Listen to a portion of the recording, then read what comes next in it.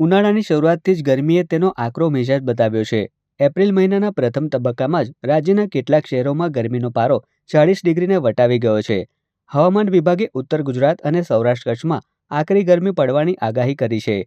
આ સાથે જ 7 એપ્રિલે કચ્છમાં હીટવેવના કારણે રેડ એલર્ટ જાહેર કરાયું છે। આ ઉપરાંત મોરબી, રાજકોટ અને પોરબંદરમાં હીટવેવનું ઓરેન્જ એલર્ટ જારી કરવામાં આવ્યું છે। આ સાથે જ ઉત્તર ગુજરાતના સાબરકાંઠા, બનાસકાંઠા અને મહેસાણા જિલ્લામાં તીવ્ર ગરમીનું યલો એલર્ટ જારી કરવામાં આવ્યું છે। વધુમાં ગુજરાતના દરિયાકાંઠા વિસ્તારોમાં ગરમ અને ભેજવાળું વાતાવરણ રહી શકે છે। તારીખ 7 થી 10 એપ્રિલ દરમિયાન રાજ્યના 9 જિલ્લામાં ગરમી તેનો આકરો મિજાજ બતાવશે તેવી શક્યતા પણ હવામાન વિભાગે વ્યક્ત કરી છે।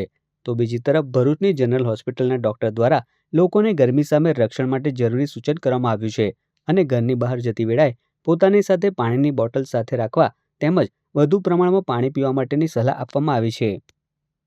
जितना हो सके गन्ने का जूस है या फिर आप जब घर से बाहर निकल रहे हैं तो ढीले कपड़े पहन कर निकले, टोपी पहनकर निकले। अगर धूप में काम ना हो तो उस टाइम पर अपने आप को धूप में निकलने से बचे। बट अगर ऐसी कंडीशन है कि धूप में काम करना है तो ज्यादा से ज्यादा पानी पिए। अपने साथ एक पानी की बोतल हमेशा रखें। ऐसे में आप धूप से होने वाले जो हानिकारक प्रभाव है उनसे बच सकते हैं।